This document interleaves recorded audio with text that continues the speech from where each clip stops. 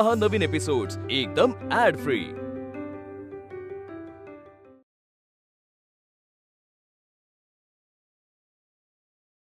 भामावहिनी, अगं बाई, भाऊजी, हळू हळू हळू।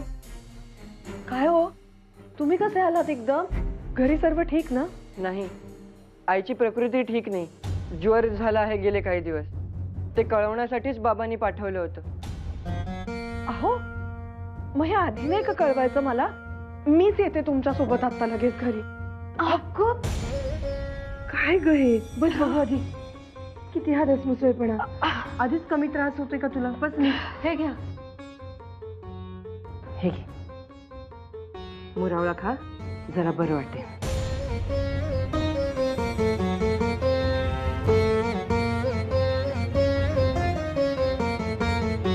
आणि मान्य आहे, परिस्थिती नाजूक आहे, पण तू बाई बाहेर पडू नकोस। तसं नव्हे, पण सासूबाईंची तब्येत नक्की जास्त असणार, त्याशिवाय त्यांनी धाडलं नसतं भाऊजींना असं। मी काय म्हणते, तुम्ही अजिबात काळजी करू नका। तुम्हा साऱ्यांच्या जेवणा खाण्याचं मी इकडे बघते, नाहीतर इथून तुम्हाला डबा देता येईल। हो, आणि थांबा हा, मी आले, येते मी। ताई,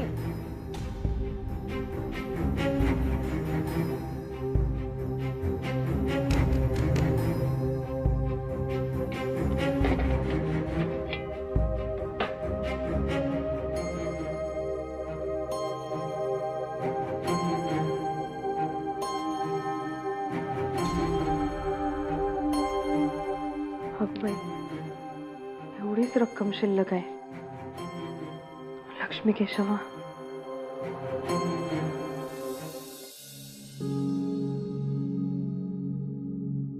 भाऊजी हे घ्या, यात थोडासा तूप मीठकूट भात दिलाय आणि काही पैसे आहेत।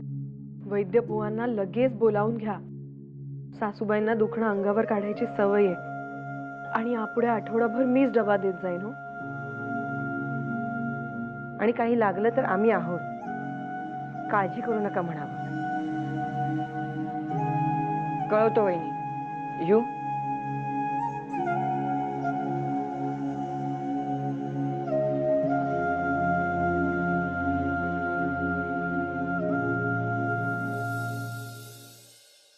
दीनानाथ, दीनानाथ, कामाच्या वेळेला नेमका कुठे गेला? दीनानाथ, बळवंतराव, आता तरी सांगा ना। अहो, किती वेळ उत्कंठा शिगेला पोचवून ठेवली तुम्ही? हा, दीनानाथला बघितलं का? तो अजून अंक वाटून आलाय कुठे? एवढा उशीर? कामाची आळमटाळम करायला लागला वाटतं। गोपाळराव, ते राहू द्या। हे बळवंतराव बघा ना, मगासपासून उत्कंठा शिगेला पोचवून ठेवली त्यांनी। काहीतरी आनंदाची बातमी द्यायची, आनंदाची बातमी द्यायची असं म्हणून काही सांगतच नाहीयेत ते। अहो, मी तेच सांगतोय, दीनानाथला अंक वाटून यायला यापुढे असाच उशीर होणार। म्हणजे आपल्या केसरीचा खप 1800 प्रतींच्या वर गेलाय। 1800 प्रती। 1800? बळवंतराव, एवढी चेष्टा बरी नव्हे। चेष्टा कसली, खरेच सांगतोय। येताना दीनानाथला पेढे सुद्धा घेऊन यायला सांगितले। खरंच की काय? काय सांगताय काय बळवंतराव? खरंच काय गोड बातमी दिली ती? आगरकर,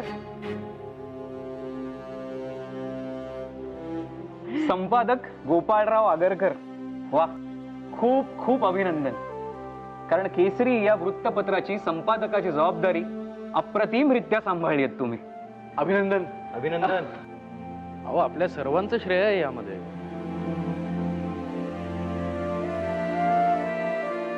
हे काय? अहो, संस्थानाला पत्र पाठवायचे, त्यासाठीच दीनानाथला हाका मारत होतो, पण यांनी पेढे आणायला पाठवलं त्याला। शास्त्री बुवा, विसरलात का? केवळ 1800 प्रतींवर आपल्याला समाधान मानून चालायचे नाही। आपले कार्यक्षेत्र विस्तारणार कधी? केसरीचा आवाज सर्वदूर पोहोचायला हवा। बळवंतराव, अहो लक्षात आहे माझ्या, मी विसरेन कसा? बडोदे म्हणजे महाराज सयाजीराव. त्यांना आपल्या कार्याचं मोल नक्कीच कळेल. होय. आणि सर्वार्थानेच ते उपयुक्त राहील.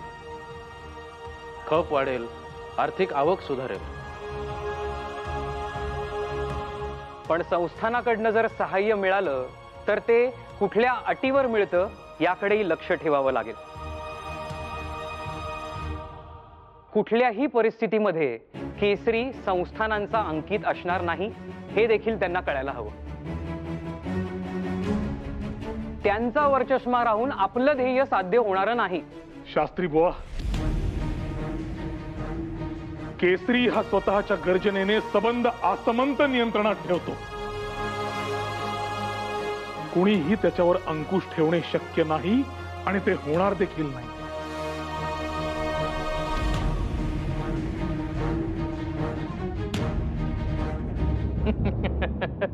मुलांच्या कल्पनेच्या भराऱ्या पार सौर मंडळ पालथ घालतात शास्त्री बुवा. 2 दिवसांपूर्वी बळवंतरावांनी सौर मंडळावरची तासिका काय घेतली. मुलांच्या मनातली जिज्ञासा दुथडी भरून व्हायला लागलीये. वा या या या. अरे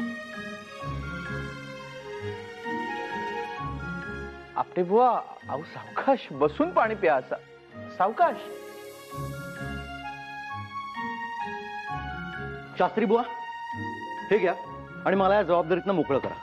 आपटे काय आहे हे? सोहनींच्या हप्त्याचं रजिस्टर. आणि ह्याच्या पुढे हप्ते भरायला मला सांगू नका. हो, गेले काही दिवस सोहनींकडे गेलो की एकच विषय, खप वाढतोय, हप्ताही वाढवा. त्यांना कोण सांगणार? फक्त खप वाढतोय, उत्पन्न नाही. आपटे शांत व्हा. शांतच होतो इतके दिवस. आता पाणी नाकापर्यंत आलेलं आहे. आणि बळवंतराव, गोपाळराव यांच्या पुढे वर्गणीच्या रकमेचा विषय काढला की दोघेही उडवून लावतात. तुम्ही सांगा शास्त्री बुवा, कागदाचा खर्च, शाईचा खर्च, वृत्तपत्र टपालांनी पाठवायचा खर्च आणि वर सोहनींचा हप्ता, हे सगळं एका रुपयात भागणार कसं? आपटे, गोपाळरावांनी केसरीच्या मदतीसाठी बडोदे संस्थानाला पत्र पाठवलेलंच आहे. आणि सयाजीरावांची ख्याती ऐकता मला नक्की खात्री आहे आपल्यासारख्या देशकार्य करू इच्छिणाऱ्यांना ते नक्की मदत करतील. आणि आपण केसरीतून बडोदे संस्थानाची बाजू लावून धरतो आहोत, त्यांच्या कारभाराबद्दल लिहितो आहोत, सयाजीरावांची बाजू लावून धरतो, हे त्यांच्या कानावर निश्चितच गेलेलं असणार. मी तर म्हणतो एव्हाना ते पत्र त्यांच्या हातात पडलं देखील असेल. तुम्हाला खरंच असं वाटतं नामजोशी? अहो, संस्थानिकांची सध्याची अवस्था आपल्याला माहित नाही का? सध्या इंग्रज त्यांचीच गळचेपी करतायत. त्यांच्या कारभारावर इंग्रजांचंच नियंत्रण आहे. अशा परिस्थितीमध्ये त्यांची इच्छा असो वा नसो, ते आपल्याला मदत करू शकतील असं तुम्हाला वाटत असेल तर बोलणंच खुंटेल. अहो आपटे बुवा, का बोलणं खुंटेल? पैसे गोळा करण्याचे इतरही अनेक मार्ग आहेत. मी म्हंटलच ना, आपण वेळ पडली तर जाहिराती आणू. आपटे, काळजी करू नका. मला खात्री आहे आपल्याला बडोदे संस्थानाकडनं नक्की मदत येणार. येतो. आपटे,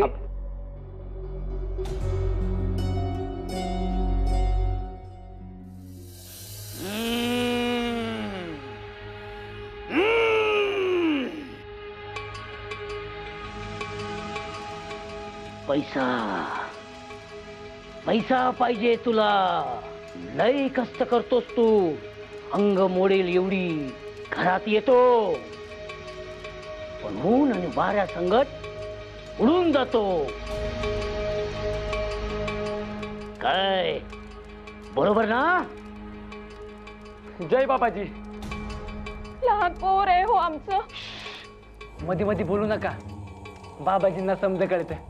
जय बाबाजी. लहान पोर आहे तुझं आणि सतत ते आजारी असत, बरोबर ना? वाईट वाईट शक्ती फिरते तुझ्या घरावर. तुझ्याच लोकांनी करणी केली आहे तुझ्यावर. रडू नकोस माई, रडू नकोस. तू या बाबाकडे आली आहेस. तुम्ही या सगळ्या संकटातून मुक्त व्हाल. बाबा, आता तुम्हीच सांगा काय करायचं ते. तुम्ही जे म्हणाल ते आम्ही तयार आहोत करायला.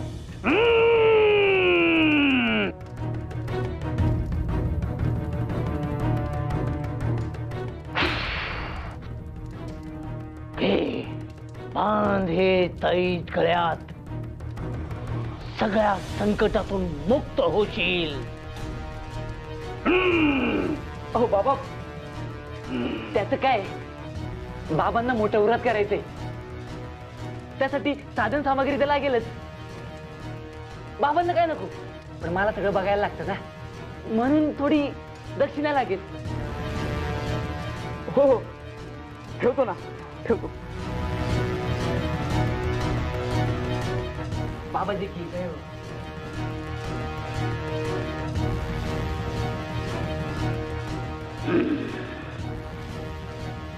जय बाबाजी.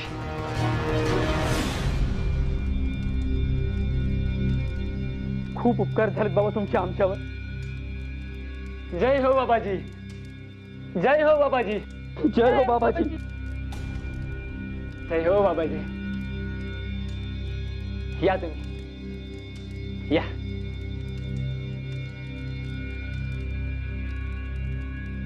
जय हो बाबाजी.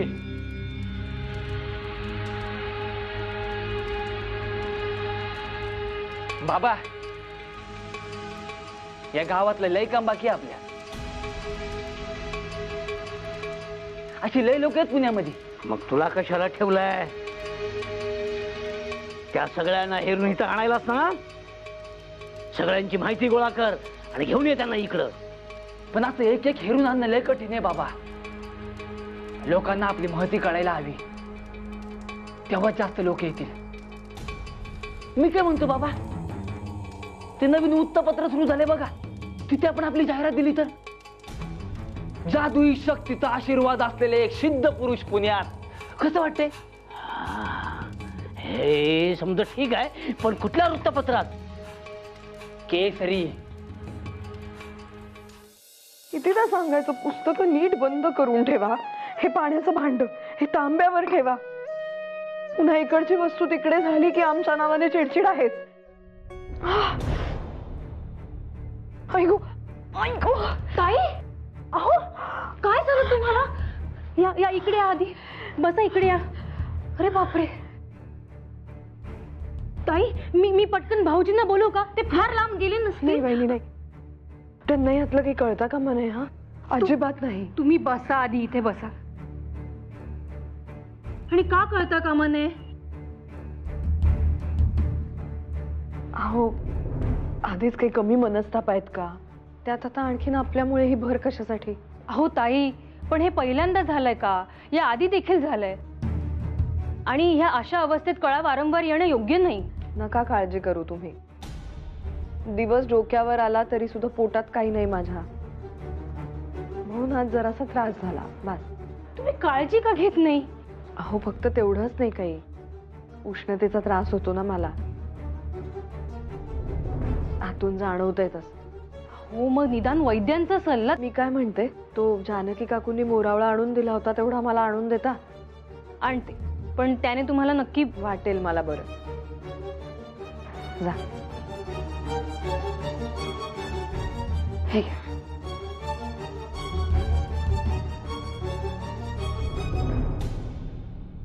आणखीन आणू? बरं वाटतंय? शेवटी घरगुती उपायच लागू होतात हो. जानकी काकूंनी काल आणून दिला म्हणून भागलं आज. ताई, तुम्ही काळजी घेत जाओ. अहो, मला काहीही लागलं तरी इथे मदतीला जानकी काकू आहे, तुम्ही आहात, मग कसली चिंता. बरी आहे मी आता. शुद्ध हलकटपणा आहे हा. गोपाळराव, काय झाले? बडोद्याहून पत्र परत आलंय. सयाजीरावांना ते मिळालंच नाहीये. Address he not found. Shastri बुवा, सबंध बडोद्यात यांना राजवाडा सापडला नाही म्हणे. मला याची कल्पना होतीच, आणि पत्र मिळालं असताना तरी फार काही वेगळं घडलं नसतं बळवंतराव. झालं असतं, सयाजीरावांना सद्य परिस्थितीची जाणीव झाली असती. नेमके तेच. टी माधवराव आणि ब्रिटिश साम्राज्याला होऊ द्यायचं नाहीये बळवंतराव. सगळे मार्ग खुंटलेत आता आपले. उलट आहे. उलट आहे, उलट आहे गोपाळराव. उलट आपण योग्य मार्गावर असल्याची खात्री पटली आहे. या हीन कृत्याने हे सिद्ध झाले की केसरीचा टी माधवराव आणि इंग्रजांनी देखील धसका घेतलाय. त्यामुळे आता मागे हटायचे नाही, हरून जायचे नाही, निकरानं पुढे जायचे. माझ्या येऊ नको कळलं ना. बाबाजींना अडवतोय तू. तुला कळतं का कोणाला अडवतोय? अरे बाबाजींच्या वाकड्यात गेला ना तर पार नायनार करते तुझ्या. चल बाजूला हो.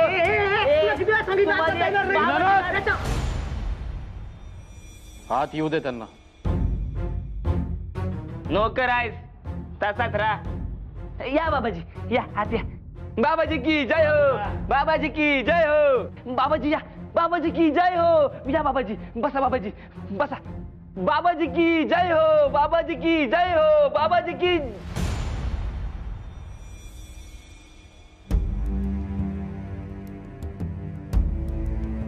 कोण तुम्ही? कोण तुम्ही?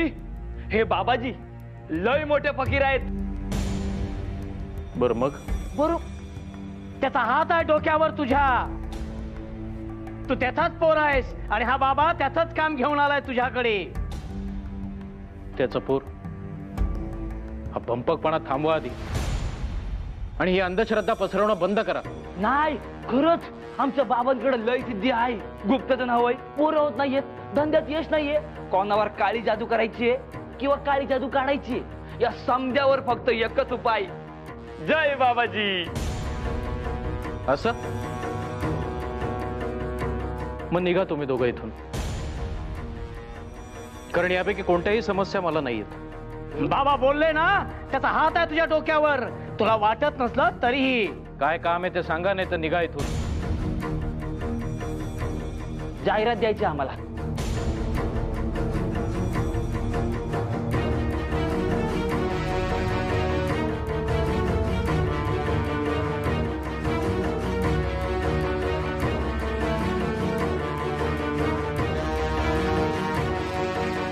उठा आधी आणि चालते वा इथून. उठा.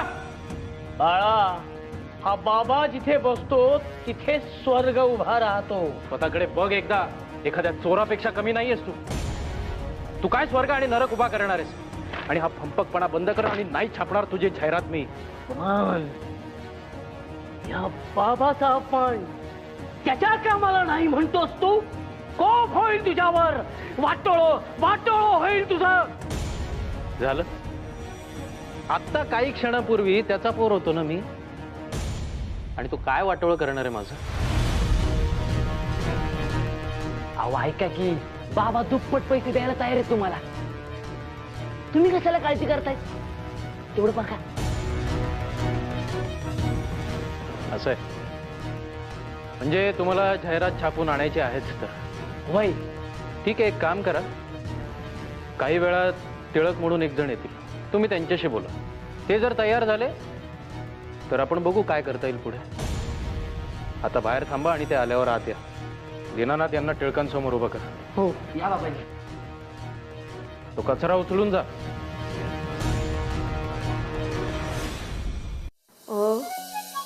आ ई ई उ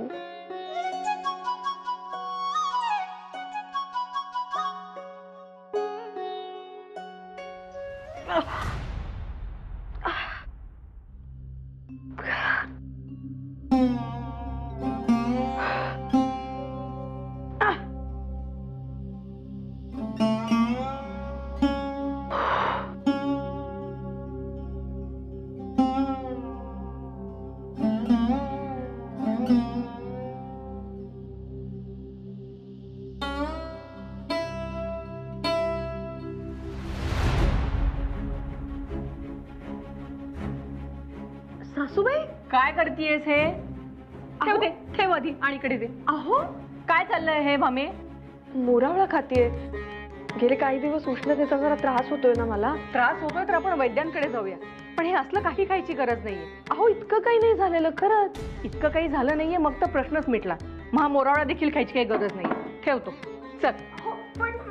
पण नाही आणि बिण नाही. कधी काय खावं काय खाऊ नये याचे काही विधिनिषेध असतात, ते पाळत जा जरा. कोणी कुठल्या मनानं काय दिलंय काही सांगता येतं का? अहो तो काही बाहेरच्या कोणी नव्हता आणून दिलेला. माहितीये मला, काशीनाथांना सांगितलंय सारं. पण तू गर्वारशी आहेस ना, तुला काळजी घ्यायला हवी. तसं नाही हो, पण जानकी काकूंनी खरंच फार प्रेमाने आणून दिला होता. भामे, मी बोलणार नव्हते, पण आता बोलायला तूच भाग पाडतेस मला. कोण कुठली ती विधवा बाई स्वतःच्या आयुष्यात ज्यांना सुख मिळत नाही ना, त्यांच्यामुळे दुसऱ्यांच्या सुखाला दृष्ट लागते. असं काही नाहीये हो सासूबाई, खरंच. कसं आहे आणि काय नाही हे मला सारं कळतंय. तू नको सांगूस मला ते.